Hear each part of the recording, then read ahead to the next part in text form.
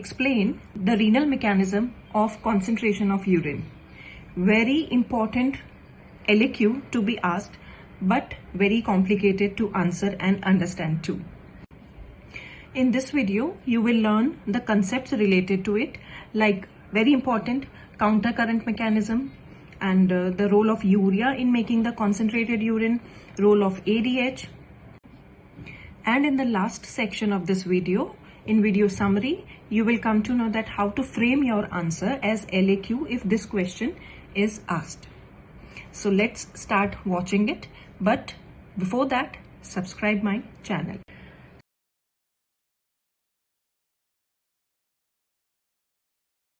Is related to kidneys ability to concentrate the urine.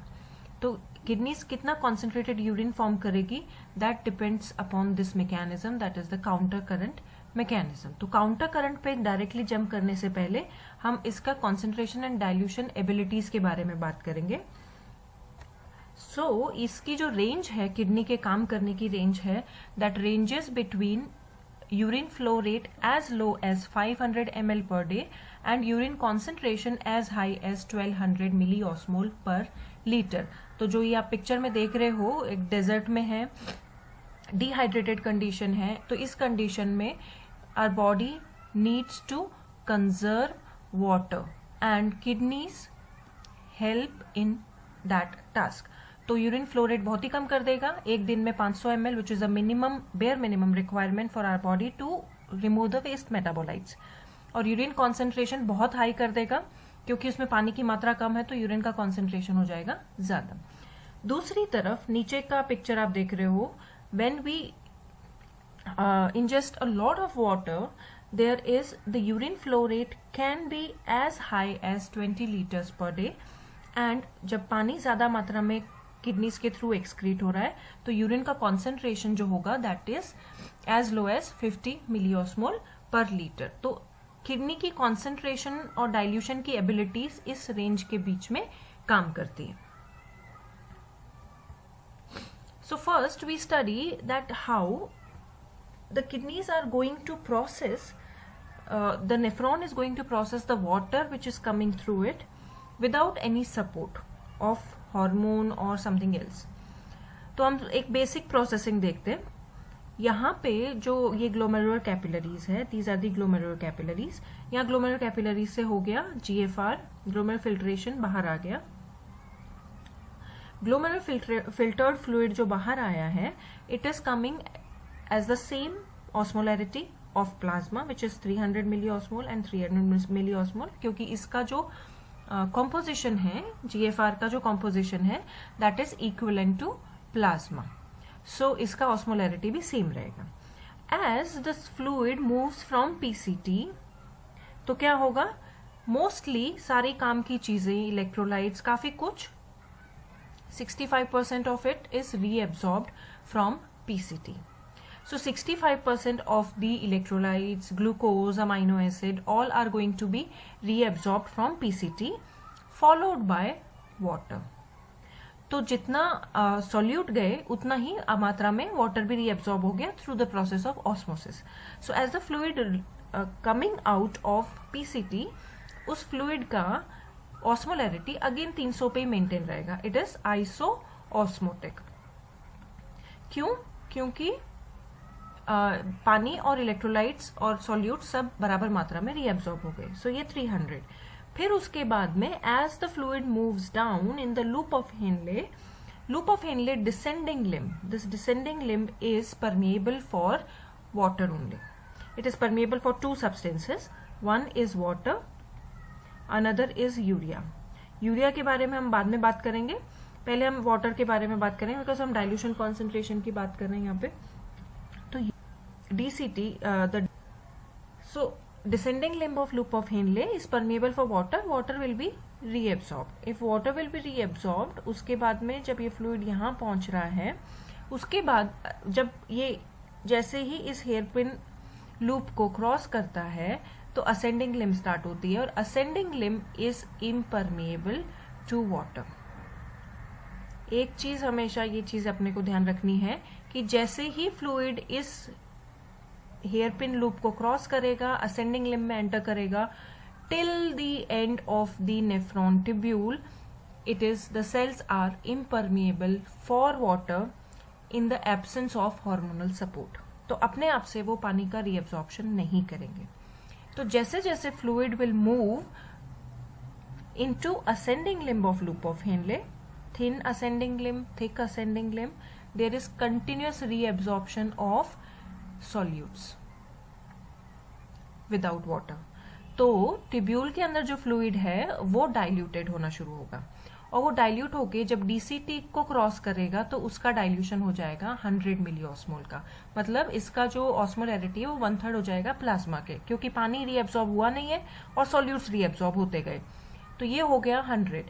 अब ये 100 वाला फ्लूइड जब यहाँ पे मेड्यूलरी कलेक्टिंग डक्ट से गुजरेगा, cortical collecting duct and medullary collecting duct, some amount of solutes will be reabsorbed here in the presence of aldosterone. तो वो भी रीएब्सॉर्ब हो गए. तो उसके बाद में ultimately in the medullary segment of the collecting duct, जो फाइनल सेगमेंट है यूरिन फॉर्मेशन का, उस वहां तक पहुंचते पहुंचते इसका ऑस्मोलैरिटी हो जाता है 50 मिली ऑस्मोल, जो कि ये मिनिमम कॉन्सेंट्रेशन है यूरिन एक्सक्रीशन की. So this is how the kidneys produce diluted urine without any support of hormone. ये बढ़ते हैं कॉन्सेंट्रेशन की तरफ कि जब इतना diluted urine, formation of concentrated urine, it needs 2 प्रीरेक्विजिट्स. इसके लिए प्रायर कंडीशंस आपको क्या चाहिए? पहली बात चाहिए आपको presence of ADH, anti diuretic hormone, and higher medullary osmolarity. These 2 things are required prior to produce the concentrated urine. ADH and higher medullary osmolarity. ठीक है, अब ये दोनों क्यों चाहिए पहले ये डिस्कस करते हैं. हमने यहां तक डिस्कस किया था पहले स्लाइड में कि जैसे ही डीसीटी के एंड में फ्लूइड पहुंचेगा उसका ऑस्मोलैरिटी है 100 मिली ऑस्मोल. अब ये फ्लूइड जब कलेक्टिंग डक्ट में होके गुजरेगा तो कलेक्टिंग डक्ट की जो एपिथेलियल सेल्स है, these are having the receptors for ADH which are called V2 receptors. V for vasopressin, which is another name for ADH. So यहां पे होते हैं हमारे V2. Here we have V2 receptors. So ADH आएगा, इन पे bind करेगा. So when ADH comes, it binds to V2 receptors. Then what will happen? It will open the water channels which are called aquaporins. So when the aquaporins will be opened, so there is reabsorption of water will start through the aquaporins. So water will come out of the tubular fluid. तो anti diuretic का मतलब क्या हुआ? Diuretic का मतलब है higher volume of higher urine flow rate और higher volume of urine.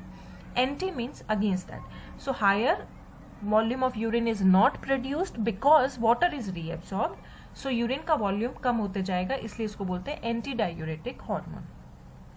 Antidiuretic hormone, in the presence of it, these cells become permeable for water and water will be reabsorbed and here concentrated urine will be produced. ठीक है.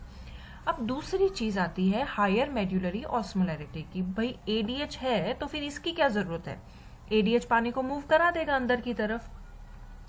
इसकी जरूरत ऐसा है कि ये जो आपके जो सेल्स के थ्रू वाटर मूव आउट हो रहा है रीएब्सॉर्ब होके, इसको मूव आउट कराने के लिए कौन सा फोर्स काम कर रहा है? Which transporting mechanism it is using? So water reabsorption happens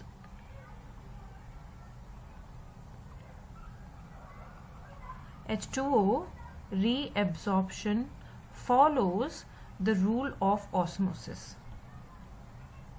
That means इसका पैसिव डिफ्यूजन हो रहा है. अगर चैनल्स खुल गए तो पानी आएगा अंदर की तरफ, मीन्स आपके इंटरस्टिशियल स्पेसेस में पानी आना स्टार्ट होगा, वाटर रीएब्सॉर्प्शन होगा in interstitial spaces. But when the water will come into interstitial spaces when there is higher concentration outside. तो जब बाहर का कॉन्सेंट्रेशन, इंटरस्टिशियल फ्लूइड का कॉन्सेंट्रेशन जो है वो हाई होगा तो ही वाटर का मूवमेंट होगा इंटरस्टिशियल स्पेसेस में ड्यू टू ऑस्मोसिस.